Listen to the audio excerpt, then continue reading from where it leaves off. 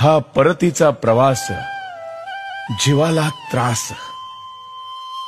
तुझ्यापासून दूर जाताना देहापलीकडे एक वेदना छळू लागते। तुझी असीम माया तेव्हा कुठे कळू लागते। नाही म्हणता म्हणता चंद्रभागा डोळ्यात राहून जाते, वेशी पार सोडायला ती पण येते। हे असेच चालत राहील जन्मभरी या पंढरीच्या वाटेवरी, पंढरीच्या वाटेवरी।